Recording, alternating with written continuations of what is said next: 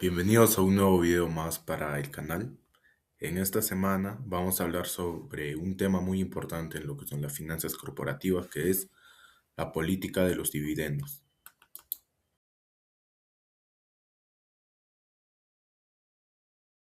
Empezaremos diciendo qué son la política de los dividendos. Bueno, esto en palabras simples determina cuánta utilidad se queda en la empresa, como las utilidades retenidas, entre otros. Aquí existen conceptos, los cuales son el autofinanciamiento, la teoría de la jerarquía, el efecto del valor que nos menciona que la estructura de capital busca equilibrar esto para así poder maximizar el valor de la acción para el bienestar del accionista. Como primer punto tenemos a lo que es la estructura de capital, que aquí nos planteamos una disyuntiva que dice, ¿por qué no financiamos el 100% de nuestra estructura de capital con la deuda? Pues existe una relación entre conceptos en el flujo de caja, ya que la empresa decide si el dinero que gana se queda dentro para así poder pagar las deudas o también para poder financiar los proyectos. Como otro punto tenemos que el dilema de la inversión nos menciona que si una empresa reparte muchos dividendos, tiene menos utilidades retenidas y para crecer, esta misma se debe de ver obligada a emitir nueva deuda, nuevas acciones, lo que cambia su estructura de capital. También tenemos lo que es la teoría de la irrelevancia por Modigliani y Miller, que menciona que en un mundo perfecto sin los impuestos, dar dividendos o retener el dinero no debería cambiar el valor de la empresa. Pero en el mundo real, los impuestos y los costos de transacción hacen que esta decisión sea solo. Como segundo punto tenemos a la estructura de capital, que bueno, aunque la deuda suele ser más barata que el capital propio, no se puede usar de forma infinita, ya que existen límites críticos que toda empresa debe cuidar.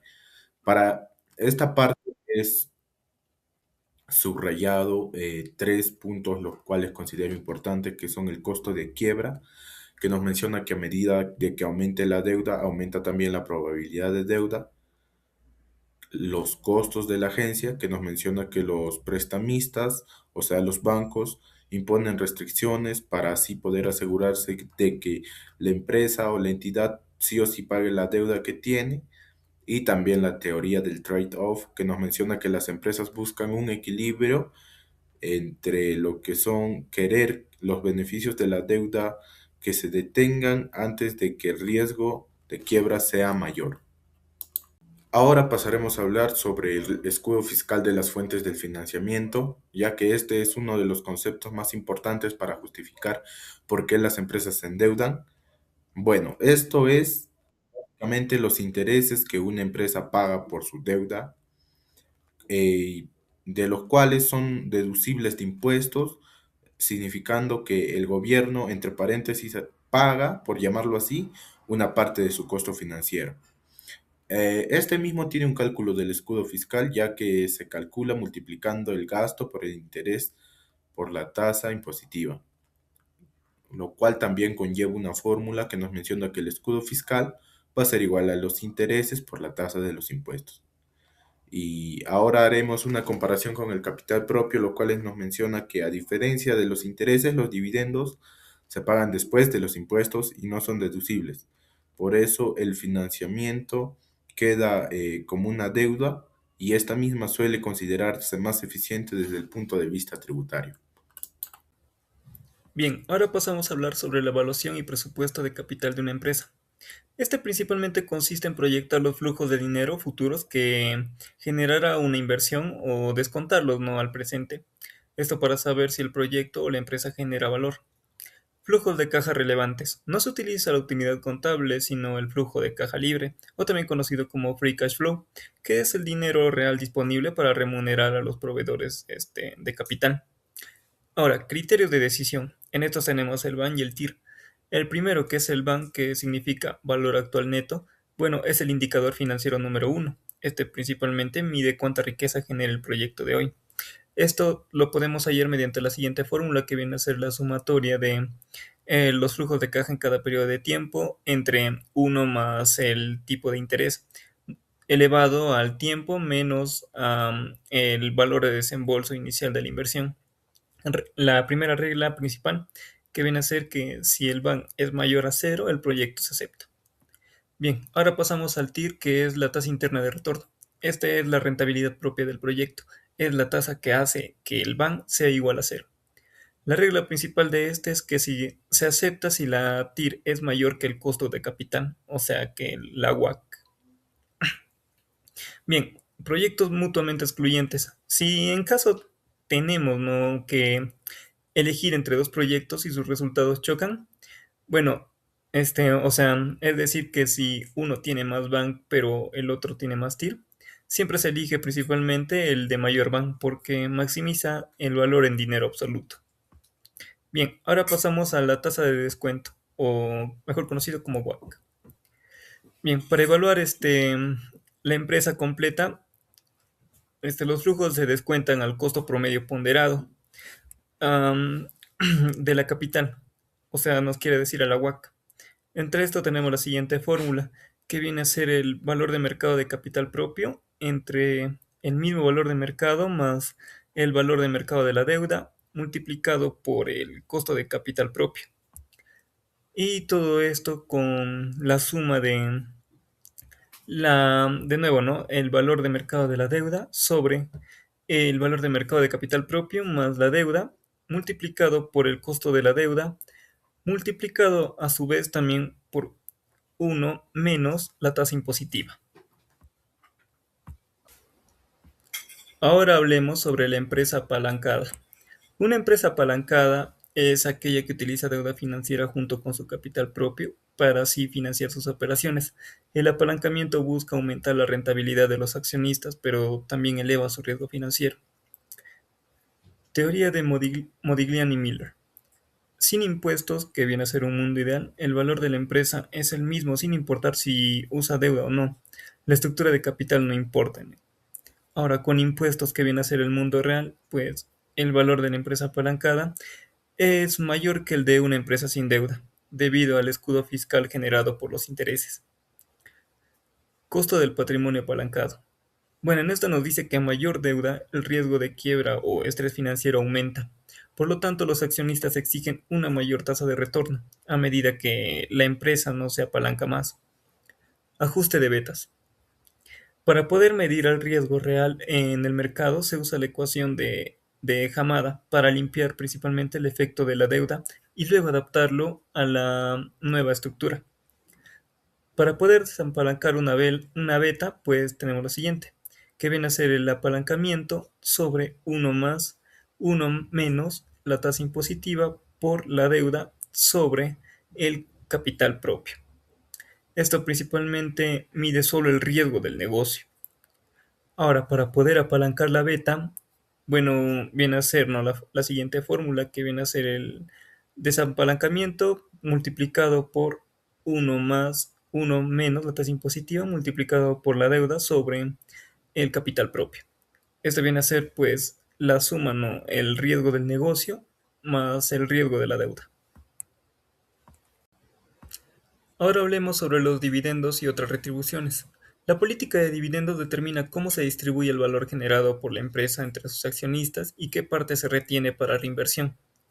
Teoría sobre la relevancia de los dividendos. Entre estas tenemos tres, que el primero viene a ser la relevancia de Modigliani y Miller. En mercados perfectos, la política de dividendos no afecta el valor de la empresa. Lo que da valor es la capacidad, ¿no?, de generar utilidades con sus inversiones, no cómo reparte el dinero. El pájaro en mano de Gordon y Lindner. Bueno, los accionistas prefieren un dividendo seguro hoy que una promesa de ganancia de capital futura, por ser menos riesgoso. Y por último tenemos la teoría del efecto clientela. Bueno, en esta pues nos dice que los inversores se agrupan según sus preferencias fiscales. Quienes pagan altos impuestos personales prefieren que la empresa retenga utilidades. Quienes necesitan flujo de efectivo prefieren dividendos altos y estables. Formas de retribución de los accionistas. Al accionista. Bueno, entre estas tenemos tres métodos, que el primero viene a ser dividendos en efectivo. que nos dice que paga directo de dinero por cada acción no poseída. Entre estas nos dice el siguiente impacto, que ahí se disminuye la caja y el patrimonio. El precio de la acción cae en el mercado en la fecha de ex dividendo. Ahora, el siguiente método, que es la recompra de acciones, que nos dice que la empresa compra sus propias acciones en el mercado abierto. El impacto que trae este vienen a ser la alternativa eficiente, ¿no? Desde el punto de vista fiscal. Este pues sube el beneficio por acción al reducir al número de accionistas en circulación. Bien, y por último tenemos el último método, que viene a ser dividendos en acciones, que es la distribución de acciones adicionales a los socios. Este pues nos dice que es la cuenta no contable, que principalmente no altera el valor real de, de la empresa, solo principalmente diluye el precio por acción. Ahora pasemos al cronograma de pagos, fechas críticas. Entre este tenemos los siguientes, que el primero viene a ser la fecha de declaración, que nos dice que el directorio aprueba el pago del dividendo. El siguiente tenemos la fecha de ex dividendo, que es la fecha límite. Principalmente quien compre la acción en este día o después ya no tiene derecho principalmente a recibir el dividendo anunciado. El precio de mercado de la acción cae en este momento. Ahora, tercero tenemos la fecha de registro, que nos dice que la empresa oficializa principalmente la lista de accionistas que van a cobrar, ¿no? Y por último tenemos la fecha de pago, que es el dinero o las acciones, ¿no? Se envían a las cuentas de los inversionistas. Bueno, continuando con la exposición, ahora vamos a hablar sobre el autofinanciamiento como opción de financiamiento. Primero, ¿qué es el autofinanciamiento? El autofinanciamiento es la obtención de recursos financieros generados por la misma empresa para sostener operaciones, reponer activos o crecer sin recurrir a un préstamo bancario o a emisión de nuevas acciones. ¿Por qué es importante en las finanzas? Primero, reduce dependencias de terceros. Como ya había mencionado, no vamos a recurrir a pedir préstamos bancarios o a poner nuestras acciones en la bolsa de valores. Pues esto conlleva a disminuir el riesgo financiero o evitar compromisos de pago. Se relaciona directamente con política de dividendos, rentabilidad, como podría ser el caso de ROE, flujo de caja libre y crecimiento sostenible. Conecta con la Picking Order Theory. Muchas empresas prefieren primero fondos internos, luego al final ya poder emitir lo que vendría a ser las acciones para una empresa a largo plazo. Tipos de clasificación de autofinanciamiento. Podemos encontrar por su origen, ya que es muy usado en las empresas que se autofinancian. Y luego otras debemos encontrar, podría ser las otras fuentes muy prácticas, ya sea venta de activos estratégicos o optimización del capital de trabajo. Ahora podemos encontrar estas cuatro fórmulas, en la cual la primera tenemos la utilidad retenida, que sería el resultado para hallar la utilidad retenida es la utilidad neta menos los dividendos. También podemos encontrar lo que podría ser el ratio de retención, que la fórmula es utilidad neta menos dividendos sobre la utilidad neta. También podemos encontrar el crecimiento sostenible. ¿Hasta qué punto puede expandirse o crecer la empresa sin financiamiento externo? Para lo cual necesitamos la ROE, que la fórmula es igual utilidad neta sobre el patrimonio. Flujo de caja libre.